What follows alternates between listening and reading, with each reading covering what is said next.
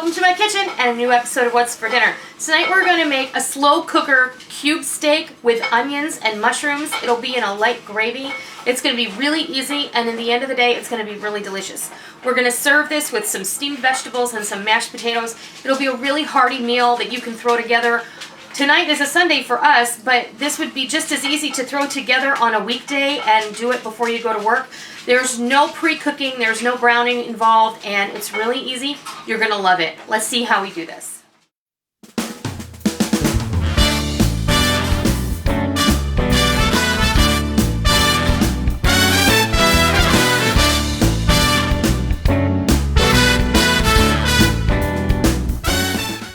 We're going to get started on this, and it's super easy.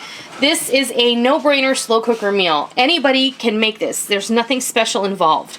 We have some cube steaks here. I have about 3 to 4 pounds, I believe. I didn't look at the label. But can someone please tell me when cube steaks started to get expensive? Because when I was growing up, this is what poor people ate. And let me tell you something. Poor people ain't eating cube steak because cube steak is not cheap anymore. And that's just my little aside. So I'm just wondering when things like cube steak and short ribs, those used to be the kinds of meat that nobody wanted to buy, and they sold them relatively inexpensively. Now all of these relatively inexpensive cuts of meat are no longer relatively inexpensive.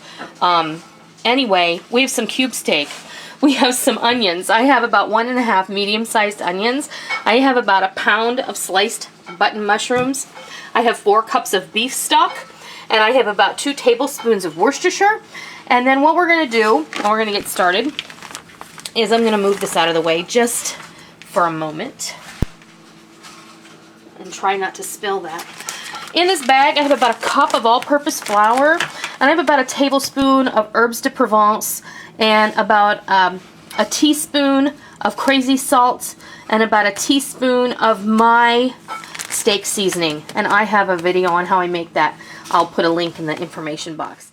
This is what Jane's Crazy Mixed Up Seasoning Salt looks like, and it's not that expensive. In fact, I think this costs $2, and it's a big container. It's over 1 cup, and it's got all sorts of yummy stuff in it, and you, I guess, could make your own salt blend. But this is inexpensive, and it's delicious, and it's also something I grew up with. My nanny always had this on the back of her stove, and without fail put it in almost everything that she cooked. You have never had the best scrambled eggs in your life until you have put this in them. So that's just my little advertisement for Jane's. But if you can find this, pick yourself up a little canister and give it a try, because it's really yummy, and it's perfect for when you're doing something like this.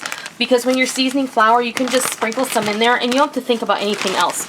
Now, like I said, I put this, my steak seasoning, and my herbs de Provence in here because that gives us a perfect blend of all those good things. So all I'm going to do now is I'm just going to kind of toss my my cube steaks, and I'm going to plop them in here. So I'm going to go ahead and do all of these, and then I'll be right back and I'll show you what happens next.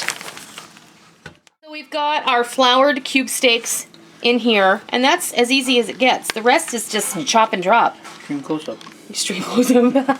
I'm just going to go ahead and put the mushrooms in here. The onion, and you can slice or chop your onion any way you like. For this particular dish, this really reminds me of something from, my childhood, actually. It reminds me of, you know, old-fashioned Salisbury steak. I know that that's made with, like, little mini meatloafs, but when they would serve it with mushrooms and the onions would cook down and get all stringy, and that's what this kind of reminds me of. The flour on the outside of the steaks is going to give you enough of a light gravy with the beef stock that we're going to put in here that you really don't need anything else. You're just going to serve this next to whatever starch you choose, whether it's, you know, rice or mashed potatoes or noodles, or, you know, maybe you get fancy and you want to do a little quinoa or couscous. That would be great too.